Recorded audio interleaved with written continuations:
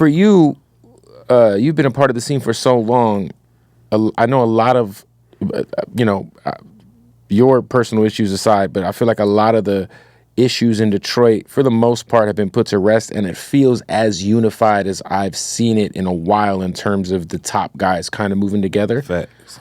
Why do you think that is? Everyone's kind of growing up a little, or it just feels like everyone's kind of moving in the right direction? Well, it's two things. Nobody got hurt. You know what I'm saying? Because that's hard to come back from. Yeah, there wasn't no blood behind our situation. And then another thing, we are older. You know what I'm saying? And we do owe that to the city because it's like everybody wanted to see that. And like we want to see these guys come together so bad. And it was just like time for it. So as we got older and everybody got kids and we lost guys on our side, they lost guys on their side. Not from like each other, but just losing. Right. It happens. And it's like, man, we need to put that bullshit to the side and just do this for the city and make it look good. And that's what we did. And now we actually good friends, all of us.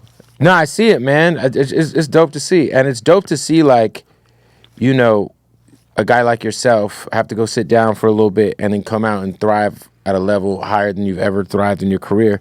And on that same token, a guy like I Swear Vezo, who had to do the same thing. Facts. And you guys, it's just, whenever I talk to artists who aren't from Detroit and we just talk about hip hop's landscape, I always tell everybody, like, I think right now, Memphis got the shit. Memphis hot. But I do think Detroit is on their ass. Man, Memphis hot, but Detroit, you can't. We in there, you know. No, it's like for Detroit. real, and even just like the influence, and like whether it's the production or the flows, I just feel like, yeah. But listen though, right?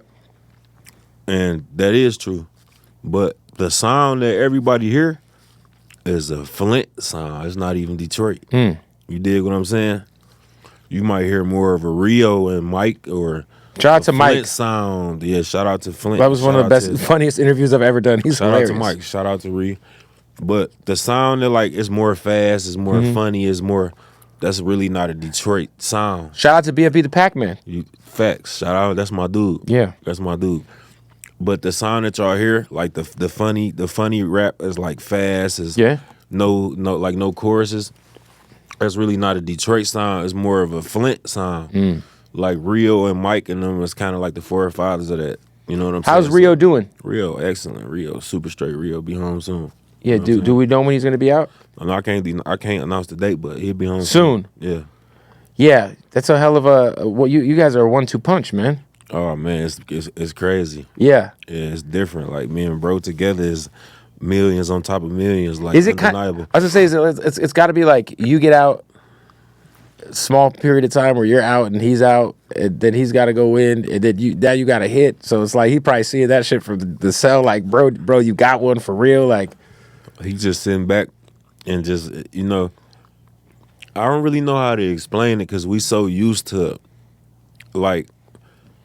All right, how can I say it? Because I don't want to say this in a way that I've been having records, like going, in the street. So like, no, yeah, you got the 2 million up. It feel good to me, but I didn't allow myself to get overexcited because I had already kind of like been used to knowing how to move with these type records. You feel what I'm saying?